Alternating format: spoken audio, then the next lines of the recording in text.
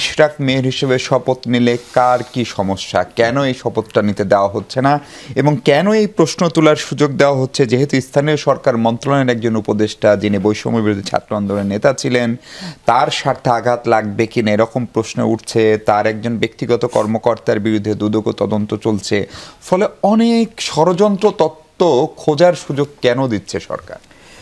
আপনি জিজ্ঞেস করেছিলেন যে কেন আমরা এটা নিয়ে কথা বলি।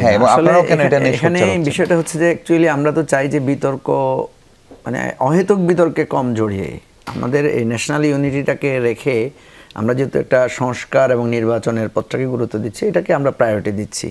দেখেন, এটা সত্য কথা যে এখানে কিছুটা আইনি ব্যাপার তো আছেই, যে চট্টগ্রাম সিটি কর্পোরেশনের মেয়র একটা নির্বাচনী ট্রাইব্যুনালে উনি মামলা করেছেন, ওই সময়ে করেছেন, এটাকে নিয়ে লম্বা সময় ফাইট করেছেন, উনি এটা করেছেন। কিন্তু এখন প্রশ্ন হচ্ছে যে নির্বাচনটাকে আমরা অবৈধ বলেছি, যে নির্বাচনটাকে আমরা প্রত্যাখ্যান করছি, সেই নির্বাচনের বিজয় হয়ে কিন্তু আমরা আবার মানে ক্ষমতায় বসছি বা দায়িত্বে বসছি। তো এটাতে কোশ্চেন অফ মোরাল মানে পজিশন, যে আমি যে নির্বাচনটাকে প্রত্যাখ্যান করছি সেই নির্বাচনটাতেই আমি আবার বসছি। তো এই নির্বাচনে অংশ নিয়ে কি সেটাকে প্রত্যাখ্যান করা যায় আসলে? না, ধরেন যে নির্বাচনের ফলাফলকে আমি প্রত্যাখ্যান করেছি, নির্বাচনের প্রসেসটাকেই তো আমি বলেছি যে এই নির্বাচন মানি না। এখানেও দেখেন একই কথা, ঢাকায় যেটা হয়েছে যে এই নির্বাচন বাতিলের জন্য আবেদন করা হয়েছে। তাহলে যে নির্বাচন আমি বাতিলের জন্য আবেদন করছি, সেই নির্বাচনে যখন আমি আবার বিজয়ী হব, এই একটা প্রশ্ন তৈরি হচ্ছে। এখন সব কথার মূল কথা হচ্ছে আদালত তো রায় দিয়েছে।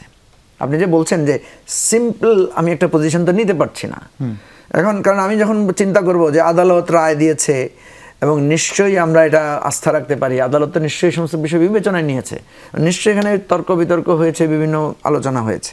এখন আদালতের রায় দেওয়ার পরে যে কথাটা আমরা শুনলাম যে সেখানে হয়তো এক ধরনের ম্যানিপুলেশন হয়েছে, ইনফরমেশনের ম্যানিপুলেশন হয়েছে।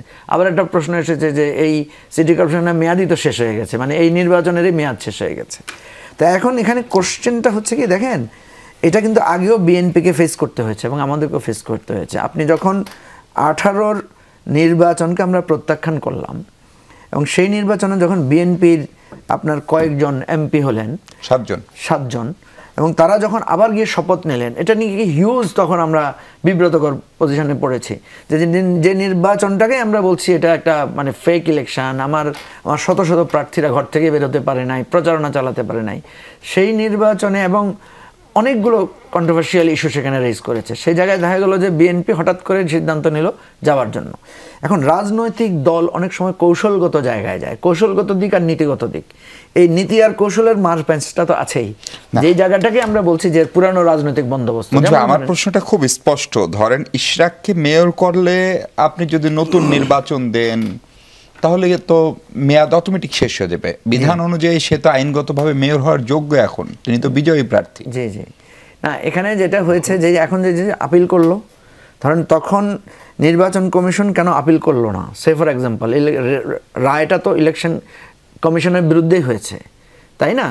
তাহলে আমরা যেটা দেখি যে ইলেকশন কমিশন যখন ডিফিট করে, ইলেকশন কমিশন তো একটা অ্যাপিল করার কথা, তাহলে অ্যাপিল করলো না কেন? এটা একটা প্রশ্ন উঠেছে এবং এটাই আমরা দেখলাম যে স্থানীয় সরকার মন্ত্রণালয়ের সাথে মানে নির্বাচন কমিশনের এখানে একটা মানে একটা ট্রাসেল হয়েছে বা একটা বিতর্ক হয়েছে। আমি কিন্তু পার্সোনালি এই বিষয়টা নিয়ে আমি উপদেষ্টাকে জিজ্ঞেস করেছিলাম যে আচ্ছা এই জায়গাটায় আপনাদের আসিফ মাহমুদকে যে আপনাদের এখানে সমস্যাটা কোথায়? তারা বলছে এটার অথরিটি তো আমরা শপথ দিব কি দিব না। তখন আমি দেখলাম যে আসিফ মাহমুদ এটার বিপক্ষে অবস্থান নিয়েছে। আসিফ মাহমুদ শপথ নিতে দিচ্ছেন না? না, আসিফ মানে মন্ত্রণালয়, আমি যদি বলি ব্যক্তি বা আমি বলবো সরকার, আমি বলবো গভর্নমেন্ট কি, ঠিক আছে? ব্যক্তি তো এখন সেটা তো আলাদা ব্যাপার, মন্ত্রণালয়ের প্রধান নির্বাহী হিসেবে সরকার যেহেতু এখানে দুইটা পার্ট, একটা হচ্ছে যে স্থানীয় সরকারের নির্বাচনের দায়িত্ব হচ্ছে স্থানীয় সরকার মন্ত্রণালয়ের, তারাই ডেট ঘোষণা করে, ইলেকশনটা কন্ডাক্ট করে ইলেকশন কমিশন। এখন এই জায়গাটাতে এসেই আমি যেটা বুঝছি দুইটা প্রতিষ্ঠানের মধ্যে দ্বন্দ্ব, যে যখন তারা বলছে যে ইলেকশন কমিশন কেন অ্যাপিল করলো না, সো দ্যাট আমরা এই জায়গাটাতে আমরা ইয়ে করবো। এটা এক ধরনের বলতে পারেন যে আপনার প্রাতিষ্ঠানিক দ্বন্দ্বের জায়গাটা।